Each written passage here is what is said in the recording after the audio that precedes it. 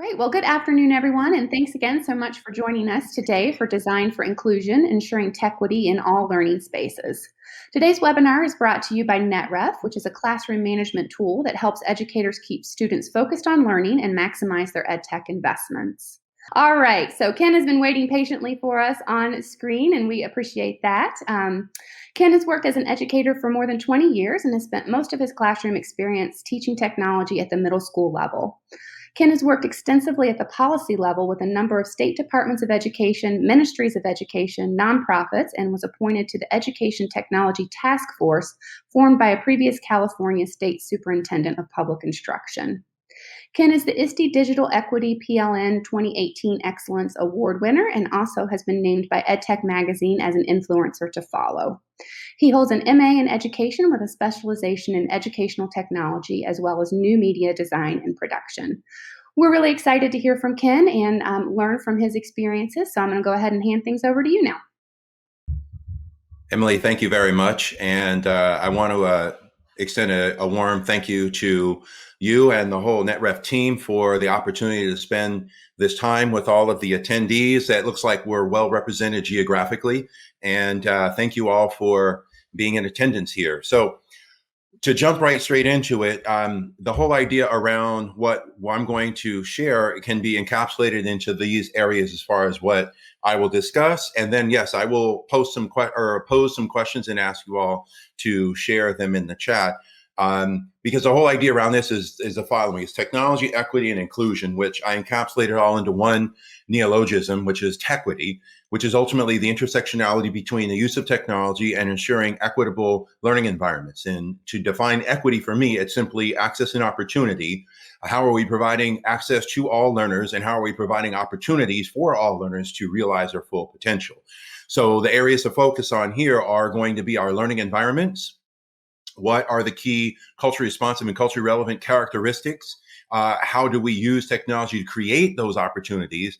And then, of course, the big thing is how to ensure sustainable growth. I think if you work in education long enough, you see there's a whole lot of buzzwords and things that come around and then they kind of disappear. And as you reflect on it, it's like, oh, I remember that. But then what happened? So, no mission, no initiative, nothing aligned with any change, any meaningful change is sustainable unless we really begin to embody it ourselves, and then we do it in ways that we support each other and continue to engage in the growth in those areas. So my first question to all of you, and feel free to share in the chat your responses, is when it comes to learning, whether you're a classroom teacher, a coach, a district administrator, or a school site administrator, when it comes to learning, what experience do you want students to have? What experience do you want learners to have? And feel free to put your words in the chat, please. And we've got positive, real world, engaged, exciting, efficacy, engagement, inspired, safe. Yes, that's another one. Authentic, personal.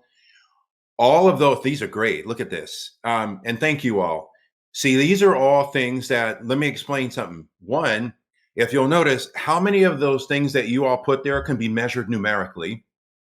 And then two, I would argue, my contention is, if we were to design learning environments and learning experiences that encapsulate everything that you all have shared in that chat, those are going to be a far greater indicator of the outcomes that students have. See, my whole thing is this: there's a direct correlation between a student experience and a student outcome.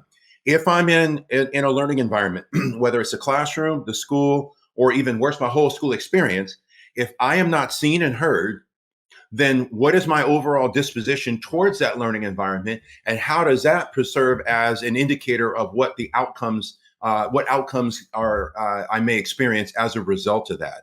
I always share with educators that fun does not have to be seen as a negative when it comes to learning. And in fact, my argument is we actually learn more when we're able to have fun. Now, if I were to define fun, what does that look like? Well, one, am I seen and heard? Two, is my learning environment culturally affirming, culturally responsive, culturally relevant?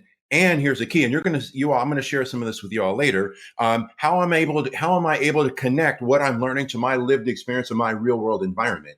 And many of you put the whole thing around engagement. My thing about engagement is this: I'm going to be engaged in a learning endeavor when I'm invested in that learning endeavor. You see, a lot of cases with education, this is something that it took me a few years to realize as well. Busy does not equal productive, and productive does not equal learning. The whole idea around, if I look like I'm busy and I accomplish all these tasks, then therefore I've done what's been required of me. But then if you ask, what was your experience? And then what did you learn? That's a completely different thing. And so for me, my whole thing is, how do we ensure that those are our types of learning environments? Now, with that being said, irrelevant to this, all of you put ways, experiences that you want students to have. The big question for me to ask is, how does technology play a critical and necessary role in actualizing and operationalizing what you put in the chat? How do we use tech to ensure that the environments are safe? How do we use it to ensure that they are affirming? How do we use it to ensure that again, for me, that all students are seen and heard? And I'm going to share with you all an example of how I've done that before. And all of that ties into the big overarching theme that is actually a book that I'm writing right now. And the whole idea is learning culture. What is the culture of our learning environments that I can look at and I can say, okay, based on the culture, the cultural characteristics of the learning environment, I can tell, one, that all students are seen and heard, all students are culturally affirmed, it is relevant both in context and in meaning, and I am accounting for ways in which I can differentiate how students engage in the learning, how I assess their learning, and how they connect with the learning. And so, with that being said, the first step is to identify, what does it mean to be a culturally responsive educator? So I'll share with you a couple of things. One, the characteristics of being a culturally responsive educator are the following. There's three main principal pillars of it. One is the following: are you actively and openly validating students' experiences and their values? If you look at many of your learning environments, especially when many of us go back to face, if you were to look at your learning environment, what you put on the walls, what things are highlighted or accentuated or celebrated, are they affirming across all cultural differences in your classroom? Even if you have a classroom where at face value it's homogenous, in other words, all the students look the same, there's still going to be nuance to the cultural differences. So how are you affirming their experiences and their values? That's one principle. The second principle is actively dismantling power dynamics that reward a dominant group. And so, for example, with that, even at my last school, my previous school I worked at, one of the things that was culturally normalized at that school was, for example, all students that were identified as female, their gender identity was female, they were not encouraged to take any of the STEM courses. So you see, the dominant dynamic was, it's only for students whose gender identity, at least that they could tell, was male, not female. So for me, it was, okay, how do I actively dismantle that? By advocating, encouraging, and empowering the students who were underrepresented to not only take the classes, but doing it in a way that was affirming. These classes are for you. You should be taking those. They will give you a new experience. Do not buy into what classes are for you and not for you. So the whole idea here is to disrupt and dismantle any power dynamic that rewards a dominant group. And then the third one is empowerment. The big thing for me, so to answer the question I shared with you all, what experience do I want students to have? Empowerment. That's it. And of course, that comes with a whole lot of things, because ultimately I recognize from my vast experience in the classroom, when a student feels empowered as a learner, they're going to be more invested in their learning. They're going to be able to make direct connections between what they're learning and their lived experience and the local context. And they're going to be in a position to identify learning pathways to where they can essentially come up with responses or solutions to many of the problems posed. And I'll share a story with you all a little bit later on that.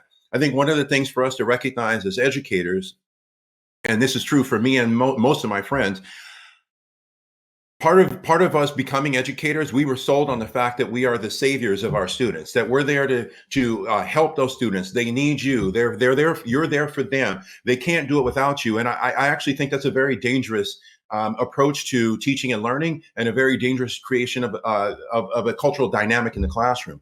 We're not the student saviors. Ideally, we are the catalyst for learner empowerment.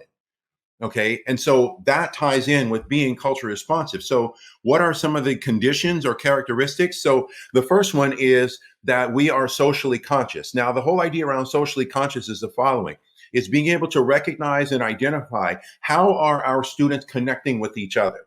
That's the social conscious aspect. So, my question to you all in the chat is, when your students, no matter where you are in the world, because I notice we're represented, like I said, very well geographically, when your students connect in meaningful ways with their peers, how are they doing that? In other words, what are the platforms, for example, that they're using to do that? Feel free to put it in the chat.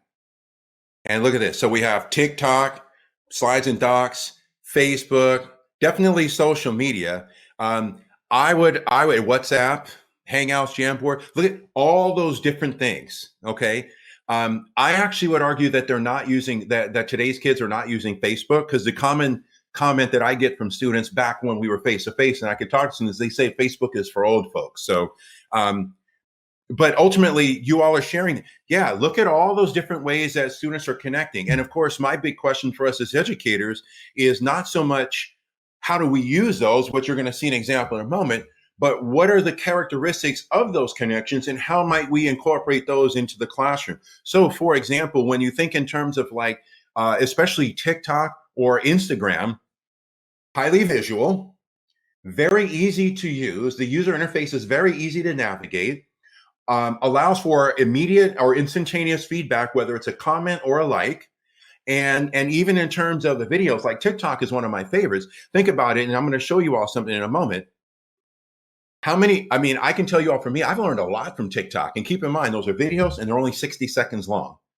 So, how do we incorporate things like ease of access, highly visual or visual plus audio, immediate feedback, and direct connections? How might we use those types of characteristics? And many of you listed some things that you've done with your students around connecting in the classroom, and that is part of being the socially conscious. Listen, I love to ask students the following question when I go to schools, or back when I went to school: describe school in one word. And you all can probably guess, and feel free to put in the chat, when I ask the students, describe school in one word, you can probably guess what word it is that they use. See, exactly. And so then I always challenge the students. I'm like, but school actually isn't boring. And then they're like, no, Mr. Sheldon, is boring. I'm like, nah. I say, hear me out. I'm gonna sell you on how school isn't boring. You like hanging out with your friends? And then, of course, the answer is usually yes. And keep in mind, this is pre-COVID. So, but you like hanging out with your friends? Yes. How many of you participated in extracurricular activities, sports, arts, anything like that? Hands go up. I'm like, you enjoy doing that as well? Yes. And I'm like, okay, so what you're really saying is the school isn't boring. What you don't like, especially in your learning spaces, is the predictability of things. And what you do like is being able to make meaningful social connections with your classmates. And then, of course, then usually I get the response like, oh, okay, you're right. So the whole idea around that for us is, if you think in terms of our learning environments, how might we incorporate the social dynamic that many of our kids already engage in with their peers within the context of our learning environment? And I'll share with you all an example, but this came up on my social media feed a couple of days ago. And you even look at this. Remember, some of you have mentioned TikTok. Here's one for you. Want to talk about design for inclusion and being culturally responsive? There's one for you. How about, instead of giving students a multiple choice test, you ask students, how many of you have a TikTok account? And how can you represent your knowledge and understanding of what we've done in a TikTok video? And by the way, you have only 60 seconds to do it. Think about how effective you have to be at communicating, how effective you have to be at condensing down my learning to represent it in 60 seconds. But go back to the whole idea around being culturally responsive. For some of us, we might say, oh, I can't do it in 60 seconds. It's not about us. Remember, learner empowerment. If you've got students that are already using it, my big question, how might you use that to represent your learning in class? Go. And then, of course, if you see the results, which I used to do this with my students all the time, if you see results where you're like, wow, that's amazing, share it with your classmates. Now there's more of the connections, and that's more of the empowerment. I'm not saying, well, this is the best and all of you need to be like this. What I am saying is I'm empowering that individual learner. Hey, you know what? Now that I've seen this and this is fantastic, how are you going to share that with your classmates so that everyone can do it? You see, the whole idea, that's another thing of equity, is validate, is each individual's contributions uplift or accelerate group learning. And then even continuing on, there was this one. This one is fascinating to me. And some of you even put that in there, Instagram. Look at that. So my question for you all here, what happened that the teacher was getting roughly about 50% attendance using Google Meet, but then said, okay, I'm going to shift to IG Live. And now all of a sudden it's 90 to 100%. So here are some of our design and some of our inclusion questions to ask here. What is the difference between the platforms?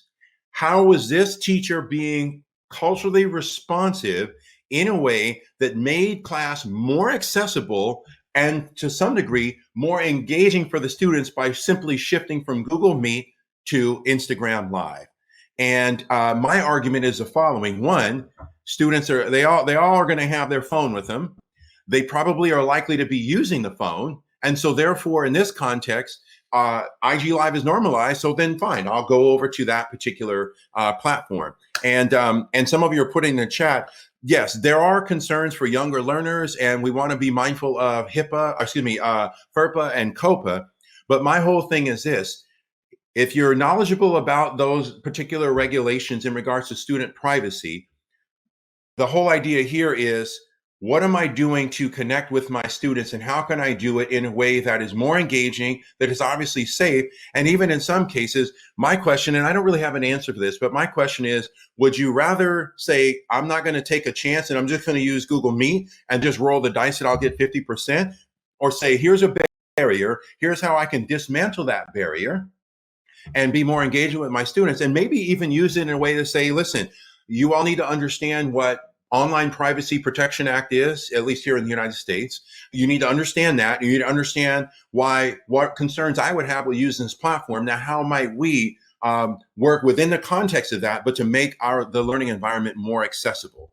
And so then even continuing on, the next question, the next characteristic of being culturally responsive is getting to know our students' lives. And more specifically, which I'll talk about that in a moment, is when you view your students, do you view their backgrounds as assets and not liabilities? Unfortunately, there is big business in deficit-based language in education. Instead of saying, okay, I've got students that come from different backgrounds, those backgrounds can be an asset. How do I create the conditions for students to be able to identify what their strengths are, and then how they might use those strengths in the classroom? A funny side note story I like, or not funny, but a side note story I like to share with this is, for example, at my last school, one of the things that was normalized in school for several years was at the beginning of the year, all the students would do a project of which they would talk about what they did over the summer. And it wasn't until about my fourth year at this school that one of my students came up to me and said, you know what, Mr. Shelton, it's not fair that we have to do that project at the beginning of the school year. And I look at many of my classmates who come from wealthy families, and they get to go on like European vacation or vacation to some exotic tropical area, and I have to work in my family's restaurant. It's not fair that they're the ones that are celebrated and I'm not. And ultimately, for me, that was my awareness of, you know what, good point. So for me, I changed that whole thing up. For me, the questions I would ask the students were, what new experiences or skills did you gain over the course of the summer that will help support your learning? And how might you share that with your classmates to support their learning as well? You see, now it's again designed for inclusion. It's dismantling, in this case, the hierarchy of class or socioeconomic status to say whatever you had access to based on financial fidelity, if you are financial access, is not as relevant as what did you gain out of that experience, and how might you share that with your classmates to support the entire group. And this is why I always share with folks to be mindful of things like the use of big data. Big data is always true in general, but never in particular. So the numbers might say one thing, but we want to get to quote one of my close friends, Tom Murray, what are the stories behind the data? What are the stories behind the numbers? And how do we support students in recognizing that you come into the learning environment with skills and assets that ideally I can support you in identifying? There's the empowerment piece. And then once you identify those, how might you share those with your classmates to support all of for support group learning. So again, this characteristic is seeing students' backgrounds as assets and not liabilities. And that even ties with this is, are we looking at our diverse student identities as assets and strengths that can advance individual and group learning rather than seeing them as challenges or difficulties to be overcome? And then continuing on, the next one is identification of the moral imperative. And I'll go through all 5 of these again. So my question to all of you is, why are you an educator? That whatever the answer is to that, and then I even add to that, what gets you up in the morning and hopefully what only sometimes might keep you up at night. Whatever the answers are to those questions, that ideally aligns with your moral imperative as an educator. For me as an educator, it was simple. My moral imperative was I wanted students to experience success, because I know that when you experience success, you reflect on it, you identify the strategies or steps that were necessary to be successful. There's a high probability that you're going to duplicate them.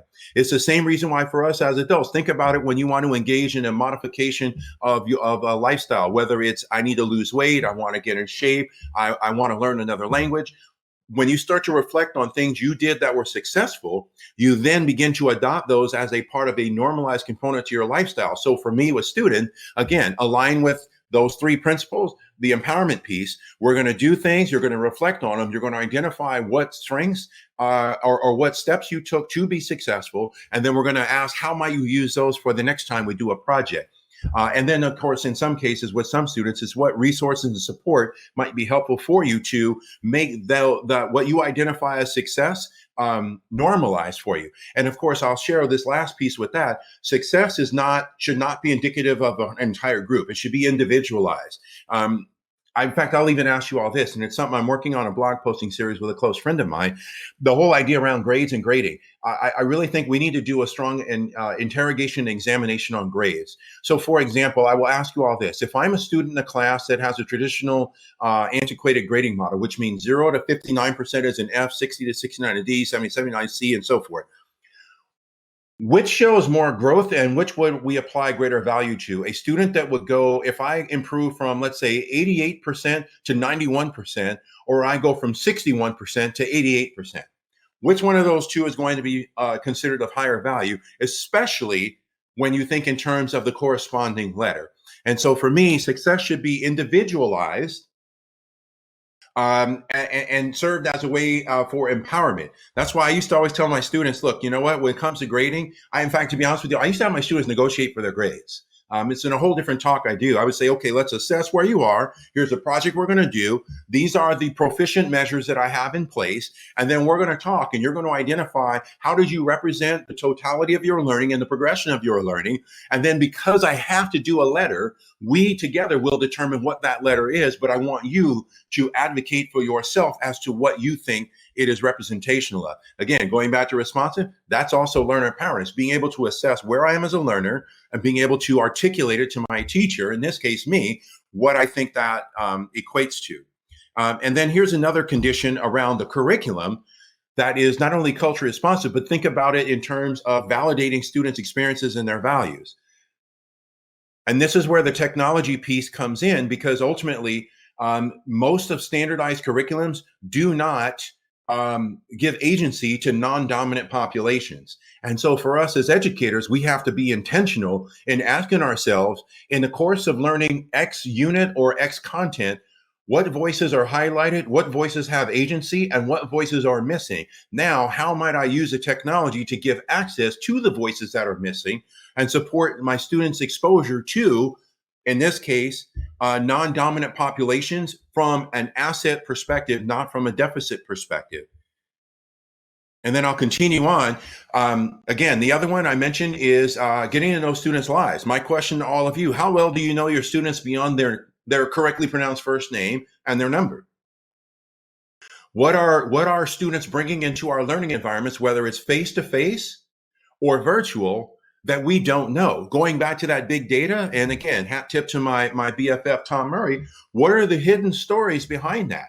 I'm going to share with you all, once I started to get to know a lot of the things that my students were tasked with or challenged with in their social context, it really made me a much, much more responsive educator. For example, I used to have the students do this daily check-in forum. Every day, the students will come into class. And in fact, I'll share with you all two things aligned with this. So one is the following.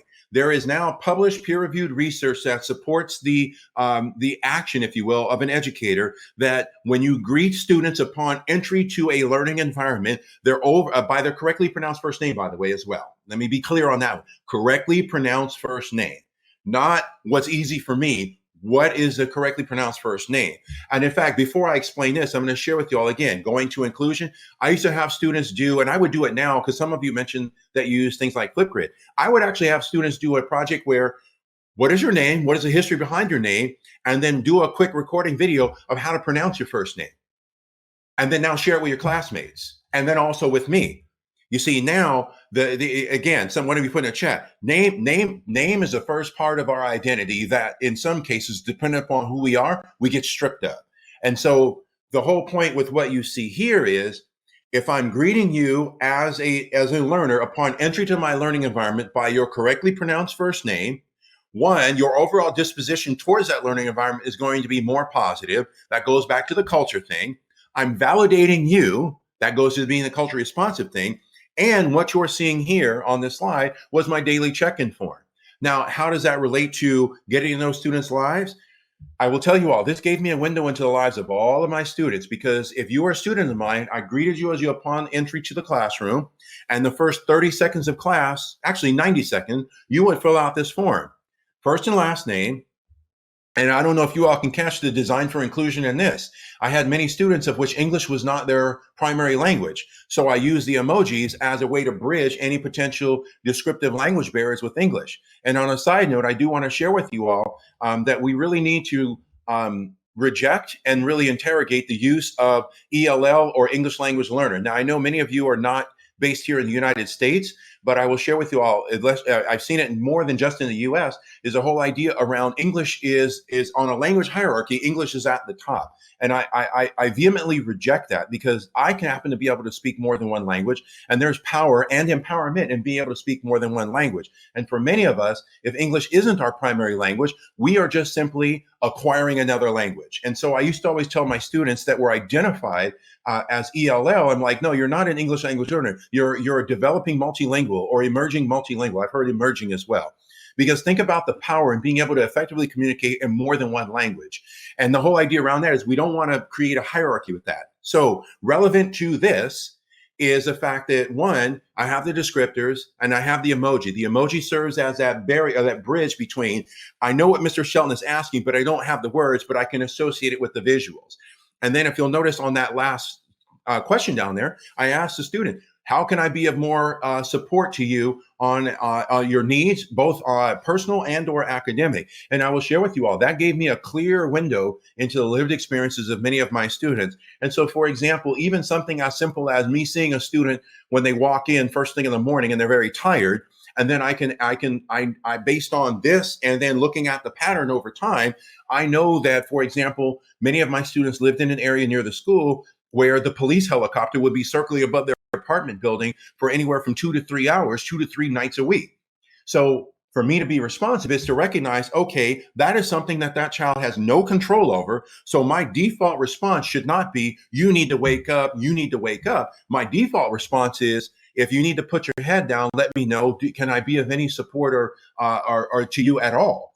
And even just something as simple as this form and doing that. Remember, I mentioned earlier, seen and heard. All of my students were seen and heard, and it means that their disposition towards me, their trust towards me, and their overall disposition towards the learning environment is going to be very different. And that's why I go back to that first slide you all saw around culture. If you were to ask yourself, what is the culture of that learning environment? That's the following. You are seen, you are heard. Okay. Now, continuing on with the characteristics, the last one is the following, and that is this. We want to design learning experiences for our students that are both challenging and rigorous. And let me define rigor: increasing the complexity relative to the content. So it may not be the same in all students, and no, all means all, but we don't, but treating everyone the same is just as inequitable as treating everyone differently. So here, the whole point is, am I designing learning experiences that can build upon prior knowledge, that accelerates student learning, and do it in a way that is highly challenging? And I'm going to share with you all a story around that, because a lot of this does tie in with the following characteristic as well, and that is making real life connections between the academic content, the local neighborhood, culture, environment, and resources. So I have a cool story to share with you all on this right here. And I know Jen Hall's here and she's heard this story before. This is one of my favorite stories to share. So let me back up. Culturally responsive educator. Remember the three principles.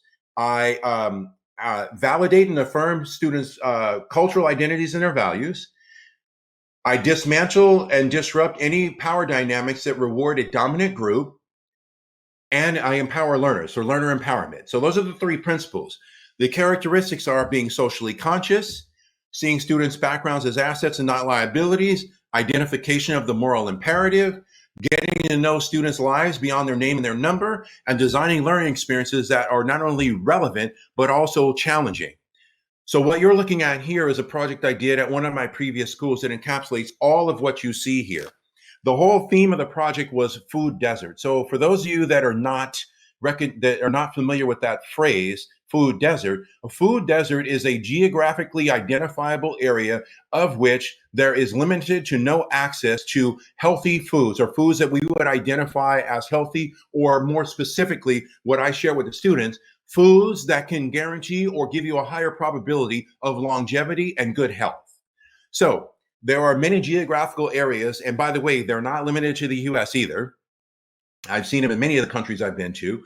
These are, again, the geography of food desert. So at one of my previous schools, most of the students lived in what was identified as a food desert.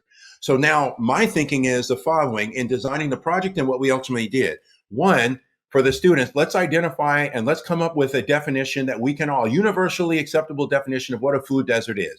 Now, let's do some research. So here's where it becomes multifaceted, multicurricular, and multidimensional. What is the history behind urban development? And so for me, we focused primarily on Los Angeles. But for those of you that are not in the US, I would encourage you to consider doing a historical study of the development of your urban centers in your country and ask yourself, why do the mass transportation systems, the freeways, who got to determine what neighborhoods they went through? How are businesses started? Who gets to determine what business exists in what postal codes or what zip codes? Okay. So the students did that whole thing and looked at the history here in the US around redlining, blockbusting, development of mass transportation systems, zoning laws, and all those sorts of things. So that was the first step. The next step was to identify, why is it that we don't have any healthy food stores or farmers markets in our area? Who gets to determine what those are and where they occur? Now you have that aspect. Then the health aspect. What are the long-term effects of not being able to consume fresh fruit, fresh vegetables, healthy foods in general? And then we even added the environmental justice factors of what are the long-term effects of living in areas where you're close to a factory or near a freeway, so you have more of the exhaust from the cars, less green spaces. Okay, that was another one. So that's the health aspect. When you get into the environmental justice aspect, we also got into the thing, and this is for my science teachers that might be here, is the whole idea. My question also was, why is it that on average the temperature here is 10 degrees hotter than it is going 5 miles west closer to the beach? What is the difference, and what do you see, and what do you wonder? And of course, the big thing was a lack of greenery. And so the word that is associated with that is called transpiration, which is where there is moisture that evaporates off of our greenery that creates a microclimate that keeps the temperature down. So it's not just the shade, it's also that. And so to shorten this long story, ultimately the students develop an understanding of why they live in a food desert, what is a food desert, what are the political, social, and environmental factors to doing that, what is the economic cost of it? And then now the solution was, how do we design for alleviating and essentially dismantling the fact that we live in a food desert, but do it in a way that is not only economical, but it is also accessible for us to do it right now. So that's where the students design basically little garden plots that you would put on the blocks to where you can grow fruits and vegetables. And of course, their additional research had to be what's going to grow and thrive in the environment that we have, and how do we effectively communicate this to our classmates so that everyone understands this is something that the materials are accessible for cost. the spaces are available, and here is the short, intermediate, and long-term benefits. So do you all see that whole project is not only was that culture responsive, but I can connect to almost every content area that served. And again, it's not me saying, here's what you need to do to fix your community. It's me introducing, here's something that I noticed. Here's why it's important to us. And here's how it's relevant to you. And now I want to go with you through a learning process of which you can identify a real, tangible solution. And of course, the whole idea around that goes back to this slide here for you all. And that is using academic content and connecting it, in this case, to the local neighborhood, the local culture, the local environment, and the local resources that were available. And I'll share with you all, one of my big things with the students then that kind of augmented the empowerment piece was I literally said to all my students, my goal for you when you turn 18 is what? And they said, and all of them would say, well, for us to graduate from high school. I'm like, okay, yeah, that's important, but what else? And they couldn't figure it out. And I'm like, my goal is for you to register to vote. Because ultimately in their research, they found out, of course, that zoning laws and politicians can in some cases determine what gets built, where it gets built, what businesses you could have. And my whole thing is that is how you are fully empowered, in this case, as an American citizen, is to exercise your franchise by voting. And guess what? If you don't like what the elected officials are doing, especially based on the project we did, then feel free to reach out to me to support you in running for office. Because ultimately, my whole thing is this. Children can be effective problem solvers and voices for their community, regardless of their age. They should not have to wait until they become an adult to then all of a sudden have credibility with that. And that goes back to the very first thing of the empowerment. If I have the information, I've done the research, I have confirmed the research, then my voice matters just as much as the adult. And in fact, I used to say sometimes to the student, maybe you should use your voice more because clearly some of the adults, they're not using theirs or they don't get it. So therefore, you should be able to use yours as well. So that's where, again, it's looking at a learning experience that in that case was fun, engaging, all the descriptors you all use in that one project. So my question to all of you is, in the context of your students, what type of big comprehensive project might you be able to do that is cross-curricular, that is culturally affirming, that is culturally responsive, that is relevant to students, and that incorporates all those different areas of the academic content? And all of that is aligned with a learner-centered environment. I think that we hear this phrase a lot, but what really does it mean? And to me, learner-centered, it can be easily encapsulated into two distinct areas, and they are the following.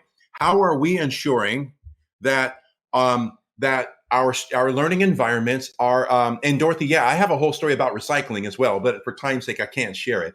But when you think about learner-centered environments and being culturally responsive, how are we meeting the social needs of our students in that context? So the two areas are social and cognitive. I'm going to mention the social now. One is, are we modeling that? You know, for example, I would ask all of you as educators, when's the last time you admitted to your students a mistake that you made?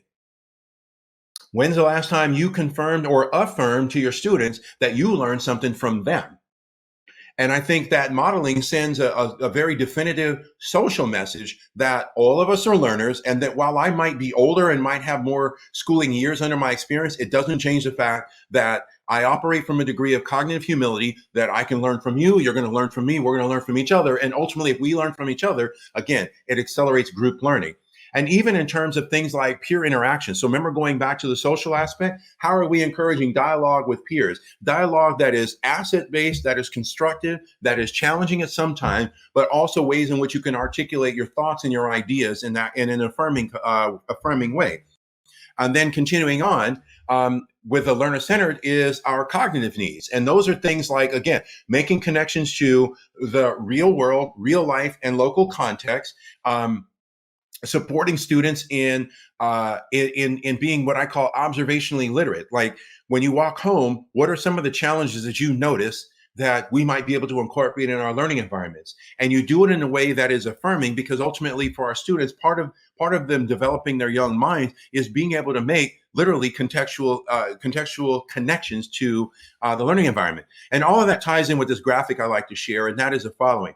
When we operate from a culturally responsive perspective, when we operate from those three principles of validating, validating and affirming cultural identity and values, dismantling and disrupting and dismantling any dynamics that reward a dominant group, and then empowering our learners. We're going from a concept of equality where everyone gets treated the same to equity where we distribute resources based on a needs basis. We're going to the point where we're going to remove that whole fence and lead towards liberation for our learners. And liberation, to me, to go from liberation to transformation, that's where the empowerment piece comes up. Because once we become empowered as learners, we now can transform our learning environments in a context like the story I just shared with you all. You see, all students were provided the resources, support, and then again, the liberation was, here's where there's a real contextual problem or challenge that you can identify right now on a day-to-day basis. Now we together are going to come up with a real and tangible solution. And that's why I always encourage educators to be mindful of the terminology around, you need to change the world. Let's focus on our local community, because here's the thing, and I used to say this to my student, if we focus on the local community and everyone's doing that, the world's going to change. Now, what you want to do is you want to be able to say, here's what I did in my community, and how might I share that story with others to empower them to do it in their community. That's how you're going to change the world. But you start off with the local context. And all of that ties in, as I kind of conclude here, because I want to give time for some questions, all of that ties in with the 6 themes of a culturally relevant learning environment. Are we focused on the assets? Assets first, not deficits. If you were to do an inventory of the terminology that is normalized in education and identify what is asset and what is deficit based, sadly, even still to this day, the deficit list will probably be more than twice as long as the asset list. Again, affirming. I'll even share with you all a side note example of that. I used to share the story with my students that I played college football. So for those of you that are in the US, I played American football. And on the team, you weren't constantly told what you aren't good at. What you were told is, what are you good at based on your position? How do you accentuate the strengths in that? And then, of course, you do work to mitigate areas of weakness, but it was never solely from, oh, you're terrible at everything, so now we need to do this and this and this and this. Okay, so the whole thing here is focusing on the assets, and then now the next thing is the vulnerability. So you hear a lot about failure, failure, failure. Listen, I reject the use of the word failure in the context that it's currently used, because failure is identified very differently dependent upon the cultural identity and demographics of the students. For me, it's vulnerability. How am I using opportunities of mistakes or opportunities of what can be identified as failure as a learning opportunity? And then even with me as an educator, how am I being vulnerable with my students to recognize that there is room for growth for me as well? And that part of our growth and in that context is being open and honest about it in a way that is not only affirming of my experiences, but we do it from an asset and support perspective, not from a punitive perspective. And in fact, I love to ask educators, when students make a mistake, is the response punitive or supportive? Because it can only be one or the other. Ideally, we're supportive at least 99.9% of the time. And then the next one, of course, is the cultural identity, which I share with you all. How well do you know the cultural identity of your students? One of my favorite activities I used to do at the beginning of the school year with my students to begin to identify cross-cultural connections is I would literally say, we're going to do a project. You can do a video, you can do slides, you can do a story, whatever works for you. But the theme of the project is literally the following question. How does your family prepare rice? And the whole idea around that was, okay, we all consume rice, different cultures, different cultural identities, different cuisines, prepare in different ways. And then it was highlighted. These are all the cool ways that this one thing, this one grain that all of us consume is prepared.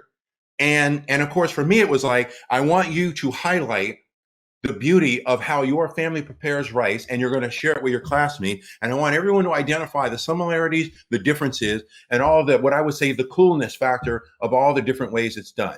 That's just a very simple way of affirming a cultural identity, even something as simple as that. And of course, you can get a whole lot of other things around, food is the easiest entry point, I would say, but even things that we talked about around music, the arts, stuff like that.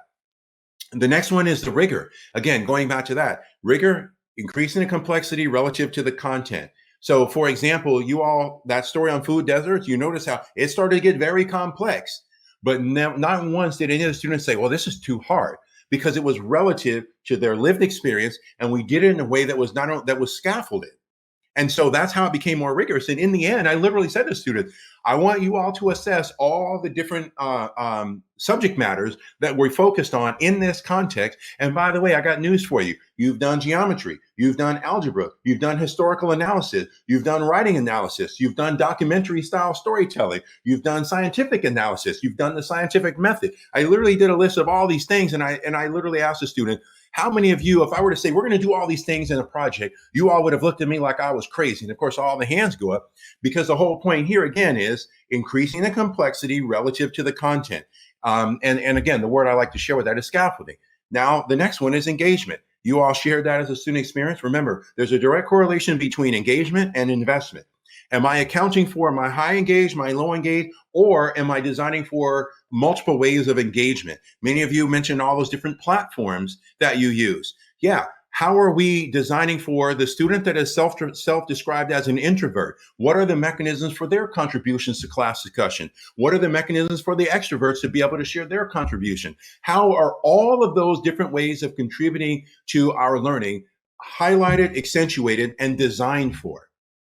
So that's why we want to think in terms of, that's why I love that one slide you all saw with like TikTok, where it's like, look, if you want to do a video, here's a good type of video. Now, I recognize, again, some of you mentioned the whole idea around TikTok. My thing is, okay, let's take TikTok and say you can't use TikTok. What you can do is say, what are the characteristics? Video, easily designable, 60 seconds. Now, given that, what other platform could you use that you could say to the students, how many of you use TikTok? The hands go up. Perfect. I want you to use those exact same skills to design a 60-second representation of your learning, but then you're going to put it in like Flipgrid, or you're going to put it in a slide or something like that. That's how we can say, oh, here's a barrier. I'm going to work around that barrier, still with a focus on the outcome. And then the last one here I'll share with you all is the relationship. Listen, we encourage students to collaborate, but I will tell you all, students will not effectively collaborate if we don't even effectively collaborate with someone that we haven't built a relationship with. And I think when you get into the whole idea around being culturally affirming, encouraging cross-cultural connections, encouraging dialogue, encouraging students to identify their assets, that is a first step towards building relationship with students. Because I used to always tell my students, I want you to identify a classmate that you may not know right now who has a skill set that you don't have, because there's a high probability that you're going to want to work with that classmate on a project. Sometimes working with your friends is not going to produce the best project. Sometimes working with someone who has a skill set that you don't have is going to produce the best project. Again, accelerating group learning. And so with that being said, I'm going to share this quote in kind of conclusion with you all, because I really think that we have the power to empower our learners and do it in a way that is affirming. And sadly, this poem here, and I'm going to be quiet and let you all read for a moment. This poem resonates with me because I was one of those students where I was constantly told deficit-based, some things that I can't do. That is precisely why one of my barriers, even to this day, again, being vulnerable, one of my barriers right now is writing. Still, I'm working on a book, but it's not as easy. It's not as approachable or accessible for me as it should be. Let me pause for about 30 seconds. You all can read this, and then I'll do my final thoughts. And I share this with you all not for any other reason than my guess, unfortunately, is a lot of us can connect to some lived experience, some school experience, going back to that first question, that this affected us. Part of one of the most effective ways to dismantle that is to acknowledge its existence, identify how something like that might have affected us, be aware of it, and then now we work against it. That is part of that dismantle thing. So I think for us, it's really being affirming and asset-based and supportive rather than deficit-based. So with that being said, I know that the link was shared in the chat. This is a reflection document for all of you, just to serve as your own personal, here's where I was. I listened to Ken's presentation. I got me thinking, here's where I want to be, and here's how I'm going to get there. So I know we can allow for a few minutes for questions, but I do want to just share my sincere gratitude to all of you for being here. I also want to thank you all for your work. I want to thank NetRef for the opportunity to share this time and space with you all. Please stay safe. Please stay healthy. and hopefully I can be an added support to all of you, whether it is when I get to see any of you face to face or indirectly. Thank you so much, Ken. I have to agree with an attendee who chatted that the time just flew by. It does not seem like we've been together for an hour, and I wish we had much more time together. Same here. So thank you for being here and for all of these great strategies and stories to get us thinking about how we can increase equity throughout our learning environments. We do want to get to questions, and I'm going to get to them super fast, but I do want to once again thank NetRef, who brought Ken to you today. Again, NetRef is a classroom and device management solution that helps educators keep students focused on learning when using devices and helps educators identify and support the unique learning needs of each individual student. NetRef also provides insights into your EdTech ROI, which I know is particularly important right now as you make decisions about which digital programs to continue using next year.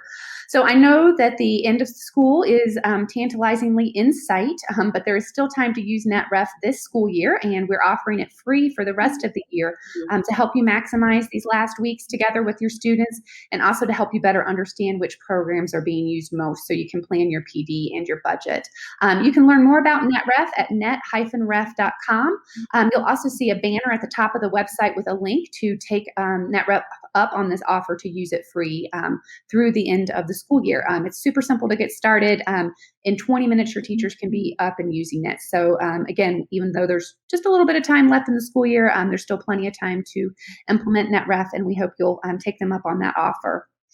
All right, let's go ahead and get to some questions, Ken.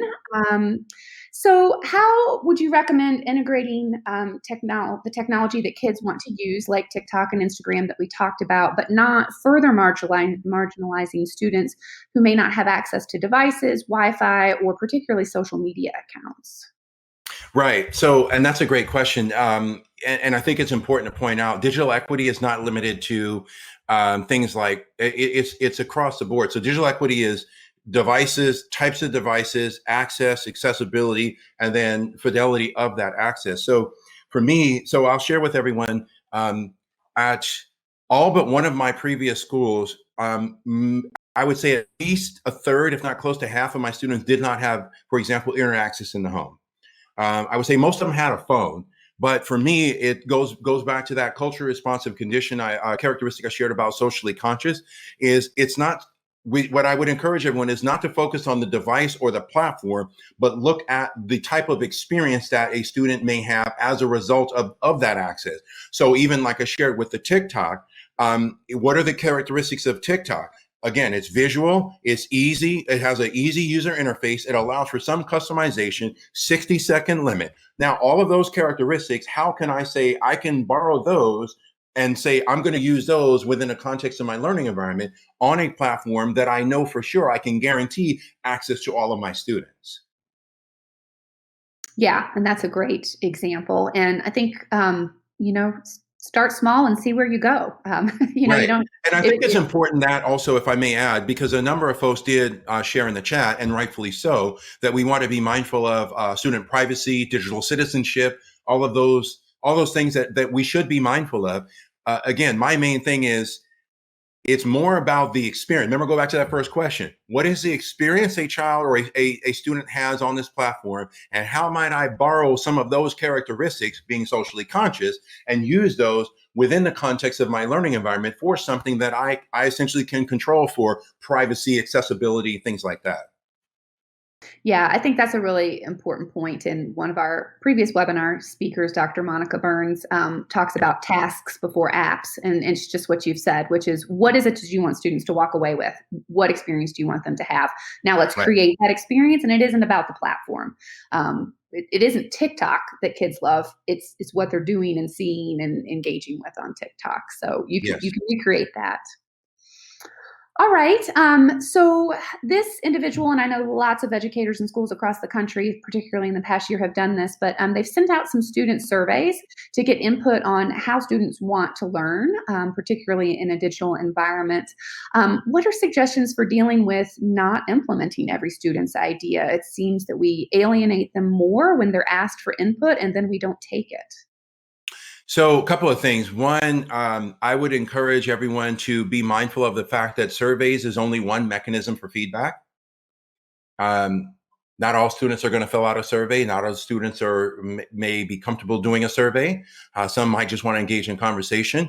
And for me, to validate that, what I usually would ask students is, how might we, and I always stress the term we, design or account for accessibility, learning opportunities, and more specifically, learning representations across the board. So in other words, it's not so much what works for me, it's what works for me, but am I considering that in context of the whole class? So really, to answer that question, it's more a function of, you're not discrediting or dismissing any student ideas, but ultimately in fact, I'll share with you all this. Here's a question I used to ask my students, like real talk. I used to say to them, look, you know what my policies are around grading. You know how you're going to do grading. Real talk. I despise a letter to represent your learning. And I said, but ultimately, I strongly believe, going back to that culture piece, I strongly believe in having a cooperative learning environment. So with that being said, how would your grade potentially change if it were based on how well you help others in class? And so then in that context, when you ask that question about how do I learn best, or how can I do this, again, how is it not only helping you, but considering it's helping others? That's where the inclusion piece comes in. Yeah, that's a great example. And I think to your point about not all students take surveys, you had mentioned before, how do we get introverts versus extroverts to engage? And so asking students in lots of different ways in different contexts what will work for them, I think is an Exactly. important aspect too. And even in terms of inclusion, that's why I really vehemently just reject things like class participation as a component of your grade. Like that's not inclusive. That's a non-academic factor. Or what I challenge educators, which again, I did it myself, is if you're going to make class participation any part of student feedback, then how are you accounting for neurodiversity, introvert, extrovert, accessibility to devices, different ways in which to communicate? You have to account for all of this then. Where to me, it's like, I want everyone participating. I'm going to do my part to ensure that if every student has a voice, every voice is heard. And if I'm missing something, please let me know. And participation doesn't mean raising your hand and using your voice for every That's right. That's child. right. There's a lot of definitions Right. of participation. I would always tell the students, contributions are participation, Yeah. period. Well, I'm sad to say that we're at the top of the hour and we have to say Yeah. goodbye. So thank you everyone for attending the webinar today. And thank you again, Ken, for being with us. Thank you everyone for spending time with us today. We really appreciate it. And we hope that today's webinar has been helpful. Enjoy the rest of your day and best wishes for the rest of the school year. You all have done a fantastic job to date. And I know you can make it to the end.